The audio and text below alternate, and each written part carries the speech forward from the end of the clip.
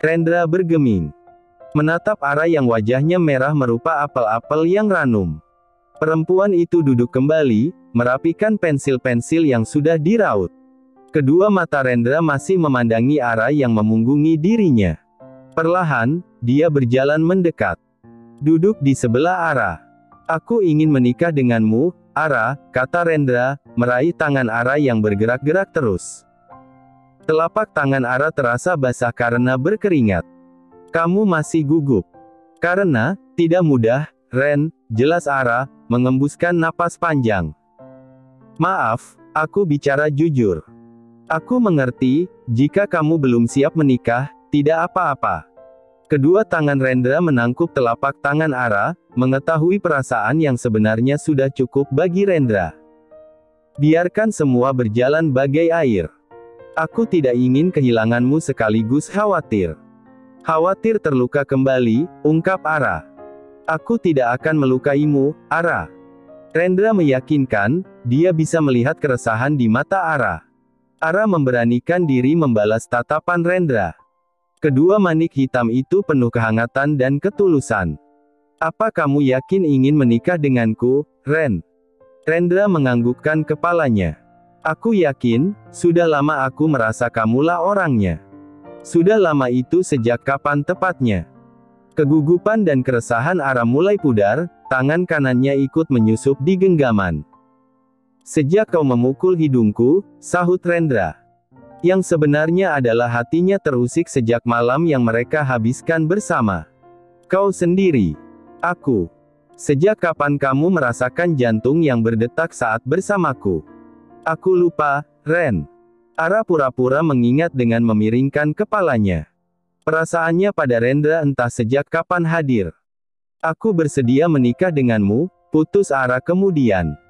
3 bulan lagi, kita akan menikah. Aku akan menyiapkan semuanya. Kamu ingin pesta pernikahan yang seperti apa? Gaun untuk akad yang model apa?" "Ren." Ara tersenyum malu. "Tidak perlu yang mewah. Aku ingin yang terbaik untuk perempuan yang aku cintai," ucap Rendra. "Kamu tidak perlu sungkan mengatakan apa yang kamu inginkan." Pernikahan pertamanya dulu berlangsung di kantor Kua. Tidak ada pesta. Waktu itu hanya bermodal cinta dan kepercayaan. Yang nyatanya kandas oleh pengkhianatan. "Akan aku pikirkan dulu ya, Ren." Ara tersenyum. Rendra mencondongkan tubuhnya, mengikis jarak. Memindahkan jemari kanannya di pipi Ara. Ara membeku karena jarak mereka hanya setipis udara. Dia memejamkan matanya rapat-rapat, menunggu sentuhan dari Rendra. Sementara jantungnya meletup-letup tidak karuan. Melihat Ara memejamkan mata dengan bibir yang sedikit terbuka, membuat Rendra sangat tergoda. Namun, lelaki itu menjauhkan wajahnya dari Ara. Dia tidak ingin melangkah jauh sebelum resmi menikah. "Aku akan mencarikan sopir baru. Danu sudah berhenti bekerja." Rendra berdeham, menetralkan hasrat yang menggebu. Ara membuka kedua matanya, melihat Rendra yang menundukkan kepalanya. Ara sedikit malu, dia pun merapikan serpihan-serpihan jantung yang sudah kocar-kacir. "Danu pergi ke Surabaya. Itu katanya saat berpamitan," jelas Rendra. "Aku tidak butuh sopir, Ren. Kalau begitu belajar menyetir mobil. Aku tidak yakin, aku bisa. Aku yang akan mengajarimu." "Ah, lebih baik ikut kursus saja," tolak Ara. "Kamu takut aku marahi?" Rendra beranjak dari kursi. "Kira-kira seperti itu." Ara ikut berdiri, mengantar Rendra sampai ke teras depan. "Sampai jumpa, Ara." Rendra melambaikan tangan. "Jangan sungkan kirim pesan." Ara menahan senyum. Dia membalas lambaian Rendra. Di sisi lain Dewi berbaring tidak berdaya di atas tempat tidur. Perempuan itu positif hamil. Pusing dan mual melanda setiap pagi. "Dewi, kamu tidak tahu di mana keluarga besar Danu tinggal?" tanya Lastri. "Aku tidak tahu, Bu." Dewi menyahut dengan suara lemah. "Bagaimana ini, kamu sedang hamil dia malah menghilang?" "Sudah seminggu lebih," ujar Lastri, mulai memikirkan kebutuhan hidup sehari-hari dan biaya kelahiran bayi. Lastri duduk di kursi, memijat pelipis. Mendadak kepalanya pusing. Dewi tidak bekerja, dirinya juga tidak bekerja. Selama ini hanya mengandalkan uang bulanan dari Bayu. Uang yang Danu berikan kemarin sudah terlanjur diinvestasikan ke koperasi yang menjanjikan keuntungan 20% setiap bulannya. Lastri mendadak teringat, bahwa bulan ini Bayu belum memberikan uang belanja. Perempuan bertubuh tambun itu segera menelepon Bayu. "Halo, Bu. Bayu, kamu kok belum transfer? Mulai bulan ini, aku stop transfer untuk Ibu dan Dewi. Aku sekarang pengangguran. Aku dipecat oleh si Rendra sialan." "Apa? Dipecat? Itu pasti ulah Ara. Terus bagaimana, Bey?" "Ya, Ibu dan Dewi kerja. Dewi hamil mana bisa kerja. Barang-barang Dewi yang bisa dijual, dijual aja. Buat modal jualan, kan bisa. Jangan manja, Bu. Rumah juga mau aku over kredit." "Bey, kok gitu?" "Sudah, Bu. Aku sedang pusing." Wajah Lastri seketika muram. Pundi-pundi uangnya berhenti. Tanpa malu dia beralih menelepon Gisel. Menantunya yang kaya raya itu, pasti mau memberikan uang. "Ada apa?" Suara Gisel di ujung sana terdengar dingin. "Aku sedang sibuk." "Gisel, Ibu minta uang untuk kebutuhan sehari-hari." "Bayu. Ibu itu bukan tanggung jawabku." "Lucu sekali. Kerja dong, Bu. Suruh Dewi bekerja. Jangan hanya bisa jadi benalu." Lastri memaki Gisel, "Dasar menantu pelit. Dasar mertua benalu. Kurang ajar. Halo, Bu, kenapa teriak-teriak bikin tambah pusing tahu?" Keluh Dewi. "Jangan manja, mulai besok kamu jualan." Karena Bayu dan Gisel tidak mau memberikan uang belanja lagi. "Jualan apa, Bu? Males, ah. Terus kamu mau makan apa?"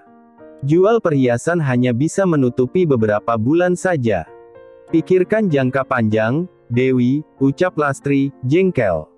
"Jualan keliling kayak Mbak Ara." "Iya, ogah." Mereka berdua terus berdebat tentang pekerjaan. Karena hidup di dunia, tangan dan kaki harus bergerak untuk mengais rezeki yang halal. Di apartemen milik Gisel, Bayu merokok di balkon. Dia sedang merencanakan sesuatu untuk Rendra dan Ara. Sebentar lagi nama pengusaha itu akan tercoreng. Senyum miring tercetak di bibirnya. "Sampai kapan kamu mau menganggur? Buang rokokmu itu." Hardik Gisel, marah.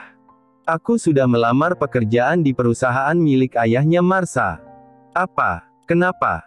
"Tidak boleh, yang penting aku bekerja, kan? Bey, perusahaan ayahnya." "Sudahlah, diem kamu," potong Bayu. Gisel menatap nanar suaminya, perangai Bayu makin lama makin menjengkelkan. "Baik, aku akan diam. Berbuatlah sesukamu." Gisel meninggalkan balkon. Bayu tersenyum sinis. Dia sudah mendapatkan mangsa baru yang lebih empuk. Bayu berencana meninggalkan Gisel jika rencananya sudah tercapai. "Bayu, aku menunggu di tempat biasa." "Oh tuh, Marsha cantik." Bayu melesakkan rokok di pot bunga. Lelaki yang mengenakan kaos hitam itu meninggalkan apartemen. Yang tanpa disadari diikuti oleh seseorang. Sedangkan di tempat lain Ara memandang lukisan-lukisan Janendra. Perempuan itu sedang membersihkan ruangan yang merupakan galeri kecil di rumah. Zora kecil berlarian ceria membawa kemoceng. Ara menangkap tubuh putrinya itu. "Ini bukan mainan, ya." Ara mengambil kemoceng, menaruh di meja. Lantas, ibu dan anak itu keluar ruangan. Saat ini Ara sudah bekerja untuk merek Gradial, milik perusahaan Cipto Group. Ara tidak perlu ke kantor, dia bisa mengerjakan di rumah. Pelan-pelan Ara akan membuat labelnya sendiri, yang bisa terkenal. Mimpi harus digantung setinggi mungkin. Suara bel pintu berbunyi, Ara bergegas membuka pintu lebar-lebar. Delia datang tepat waktu. Perempuan sosialita itu ingin dibuatkan anting dan cincin. Kau mengerjakan sendiri pembuatannya. Tidak, aku mengerjakan perajin. Aku yang membuat sketsa, dan menentukan batu apa yang digunakan, jelas Ara. Delia duduk di sofa panjang, mengedarkan pandangan. Kediaman yang ditempati Ara cukup nyaman dan terkesan unik. Ara menanyakan apa warna kesukaan Delia. Ingin desain seperti apa? Elegan, sederhana, glamor, atau sedikit norak? Percakapan mereka tidak lama, Ara akan mengirimkan desain jika sudah selesai. Kamu mempunyai putri. Usia berapa? Lucu sekali. Delia mengusap rambut Zora yang duduk di pangkuan Ara. Jalan 17 bulan. Kamu dan Rendra hanya berteman. Delia masih penasaran. Kau akan segera tahu. Ara mengulum senyum. Delia lantas berpamitan, karena dia ada acara arisan. Perempuan berpakaian gaun terusan corak polkadot meninggalkan kediaman Janendra. Ponsel Ara berdering, nama Rendra terlihat di layar perangkat elektronik tersebut. Halo, Ren. Ada salah seseorang yang akan datang, namanya Vina. Dia akan mengantar pakaian dan sepatu untukmu dan Zora. Untuk apa, Ren? Kau nanti akan tahu. Rendra, jangan ada udang di antara kita. Kita akan bertemu 2 jam lagi. Bye. Rendra. Halo, halo. Ara mendengus jengkel. Apa yang disembunyikan Rendra? Bel pintu berbunyi kembali, yang pasti bukan Delia. Seorang perempuan berambut pendek, menyapa Ara dengan sopan, "Selamat siang, Bu Ara." "Saya Vina." Ara memandangi Vina, dia pernah bertemu sebelumnya. Waktu seseorang bernama Ryu memesan rempeyek. Kita pernah bertemu, kan? Kamu temannya Ryu. Ryu itu Pak Rendra. Beliau mencari keberadaan Anda sudah cukup lama. Satu-satunya cara bertemu, berpura-pura menjadi orang lain, jelas Vina, tersenyum simpul. Bibir Ara membulat. Rendra pernah mencari dirinya. Kenapa Rendra tidak pernah bercerita? Vina menyodorkan kalung berlian. Tolong, dipakai. Harus. Iya, wajib. Pak Rendra bukan orang biasa, jadi Anda harus berpenampilan menarik dan cantik. Ara mengenakan baju terusan berwarna biru tua di bawah lutut, dengan aksen sabuk kecil di pinggang. Zora juga mengenakan pakaian berwarna senada. Sebenarnya ada acara apa, Vina? Saya tidak bisa memberitahu. Tak beberapa lama Ara dan Zora sampai di kediaman yang besar, dengan halaman penuh bunga. Deretan mobil-mobil memenuhi pekarangan rumah. Rendra menyambut kedatangan Ara dan menggendong Zora. Mereka berjalan melintasi halaman samping. Ren. Tangan kanan Rendra menggenggam telapak tangan Ara. Ada acara apa, sih? Kok, banyak orang? Pesta, ya? Tanya Ara yang masih kebingungan. Kebun belakang rumah terdapat deretan meja penuh makanan dan para tamu. Hanya menikmati teh dan kue pada sore hari. Oh, iya, iya. Rendra membimbing Ara berdiri di atas panggung kecil yang sisi belakang terdapat rangkaian bunga mawar putih. Perkenalkan calon istriku, namanya Ara. Dan, ini Zora, gadis kecil kami yang cantik, kata Rendra, yang langsung mendapatkan perhatian para tamu. Kami akan segera menikah. Rendra menambahkan. Yang disambut Ryu tepuk tangan dan ucapan selamat. Lalu, keduanya duduk di kursi. Zora masih dalam dekapan Rendra. Ara menatap Rendra dengan mata yang bersemburat haru. Aku ingin dunia tahu, bahwa kalian berdua adalah bagian dalam hidupku, kata Rendra. Sebenarnya ini acara apa, Ren? Ara mengulangi pertanyaan.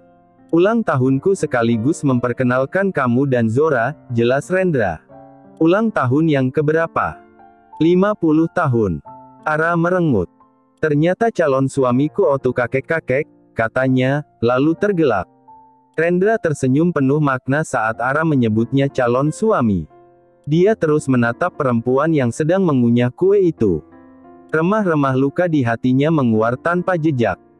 Rendra yang tidak percaya cinta setelah sekian lama, akhirnya tidak bisa hidup tanpa Ara. Aku akan mengecek Zora, ujar Ara setelah menyeruput es kiwi. Zora bersama Vina, Ara. Mereka bermain. Baru 5 menit yang lalu kamu mengecek Zora. Aku khawatir, Ren. Bentar saja, kok. Ara menepuk pundak Rendra. Ara melangkah masuk ke dalam rumah Rendra. Rumah yang sama saat dia bermalam waktu itu. Hanya saja ada perubahan di ruang tamu. Zora tidur, Bu Ara. Mendadak Vina muncul di belakangnya. Ada di kamar lantai 2. Ada boneka kecil teddy bear yang tertempel di pintu. Zora memang terbiasa tidur sekitar jam 8 malam. Ara menaiki undakan tangga. Berjalan di koridor yang kanan kirinya kamar. Ara menguak pintu perlahan. Kamar yang ditempati Zora bernuansa merah muda dan putih itu terdapat rak mainan. Tempat tidur yang rendah, dan boks bayi kayu di dekat jendela yang di dalamnya ada si kecil Zora. Apa Rendra pernah mempunyai anak atau keponakan? Perhatian Ara tertuju pada lemari yang berisi pakaian untuk anak perempuan. Di kiri kamar, ada meja yang dilengkapi buku cerita. Ara menghela napas, mungkinkah ini kamar yang disiapkan Rendra waktu bersama Malea? Saya sudah mengganti popok dan menggosok gigi Zo sebelum tidur, kata Vina. Kamu memang pekerjaannya apa, Vina? Saya bisa apa saja, Bu. Ini kamar siapa? Nona Zora. Namanya sama dengan putriku. Ara menukas. Memang ini kamar putri Anda, Bu Ara. Seminggu yang lalu, Pak Rendra meminta kamar ini dirombak. Khusus untuk Zora, terang Vina. Ara menatap Vina tidak percaya. Jadi, kamar cantik ini untuk Zora. Silakan kalau mau lanjutkan pesta, Bu Ara. Saya yang akan mengawasi Zora. Kedua kaki Ara berderap cepat keluar kamar. Saat menapaki teras belakang, dia melihat Rendra sedang mengobrol dengan lelaki yang bernama Darren. Darren langsung menyingkir saat Ara mendekat. Katanya sebentar. Rendra bercanda. Ren, kamar Zora. Aku ingin kalian tinggal di sini mulai malam ini, sela Rendra. Tapi, kita belum menikah, Ren. Aku akan tinggal di rumah almarhum kedua orang tuaku. Kamu tidak perlu khawatir, terang Rendra. Ada pembantu, sopir, dan penjaga. Aku merasa lebih tenang jika kamu tinggal di rumahku. Karena sekarang kamu berhubungan denganku. Aku hanya ingin menjagamu dan Zora supaya tidak terjadi sesuatu. Ren. Ara merasa sungkan atas sikap Rendra yang sangat perhatian. Mengenai Ryu, apa dulu kamu mencari keberadaanku? Rendra tertawa kecil.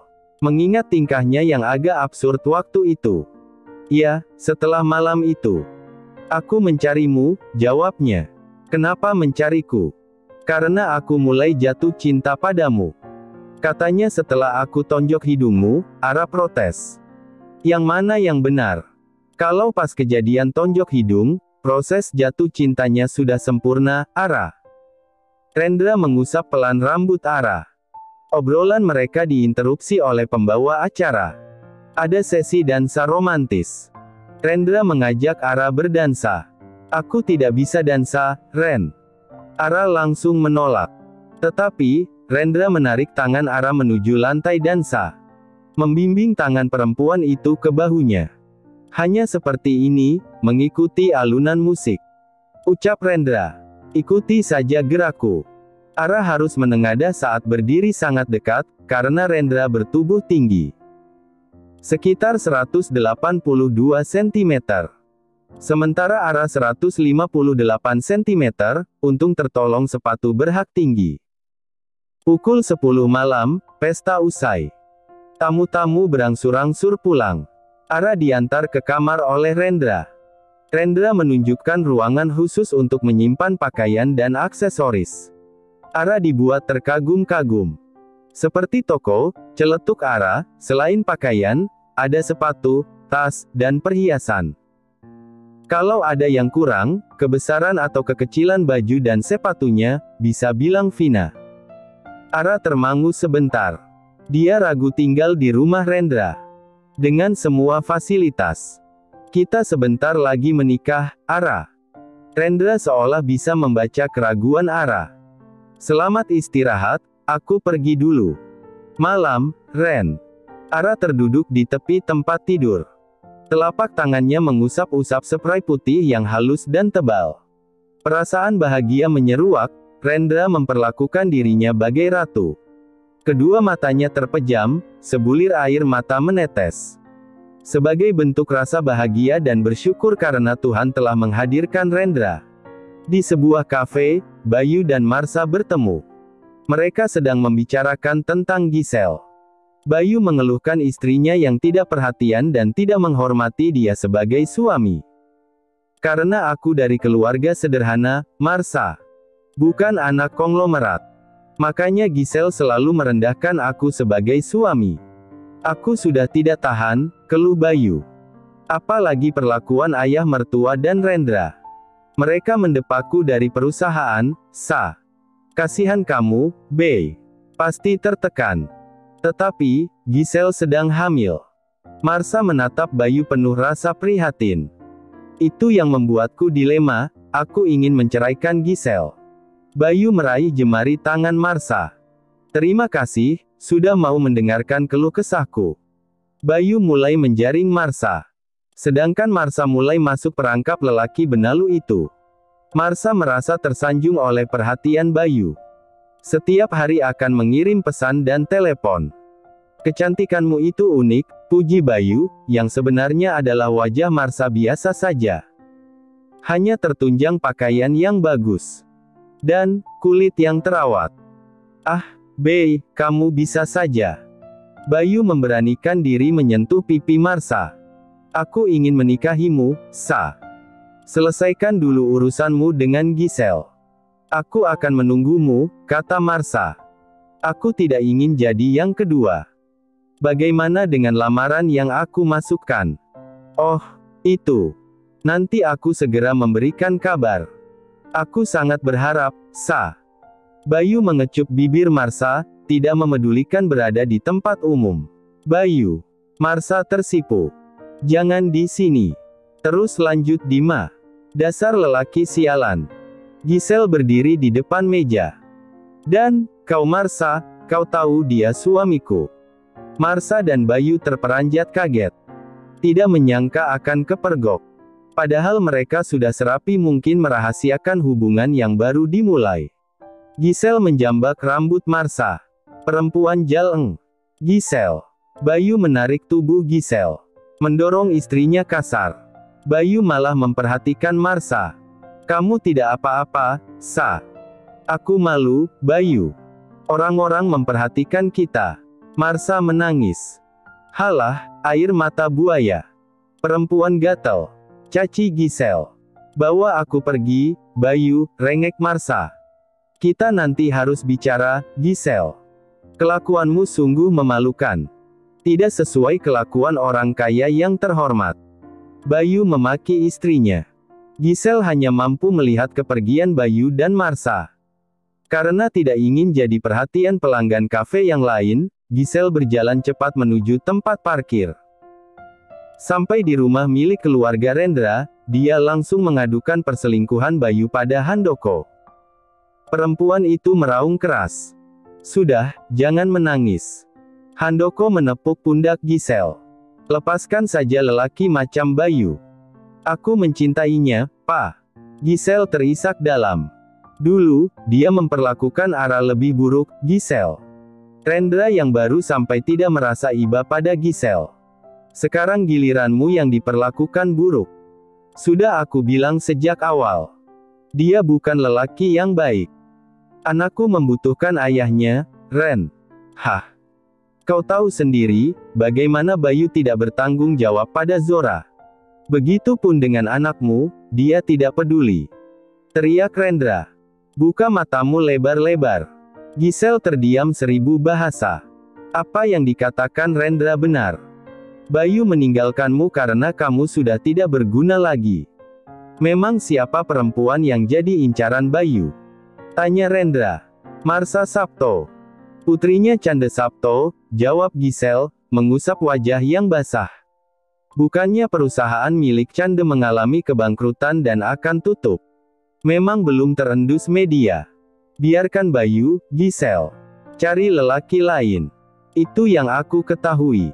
Timpal Handoko. Giselle masih menangis karena patah hati yang luar biasa sakit. Bayu tadi lebih memilih dan membela Marsha. Dirinya sudah tidak berarti bagi Bayu.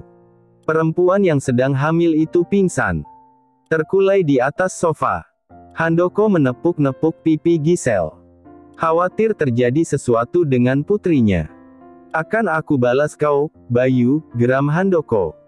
Paman, untuk sementara biarkan Bayu. Dia akan mendapatkan balasan, kata Rendra, kemudian menghubungi dokter keluarga. Di belahan dunia lain di sebuah kamar hotel di kota Malang. Seorang perempuan sedang membaca artikel-artikel mengenai Rendra bersama Ara. Perempuan berambut coklat terang, panjang dan bergelombang itu, menghela napas pendek. Dia lekas keluar dari media online, saat seorang lelaki masuk bersama bocah laki-laki berusia 4 tahun. Mami, kami beli es krim. Bocah itu sangat senang. Kau sedang melihat masa lalu. Bagaimana kau bisa tahu? Karena pemberitaan tentang Rendra ada di mana-mana. Apalagi calon istrinya janda beranak 1. Aranina, dia sangat beruntung bukan? Bagai Cinderella di dunia nyata. Lelaki itu tersenyum miring. Kau, perempuan bodoh. Meninggalkan Rendra demi suamimu yang sekarang.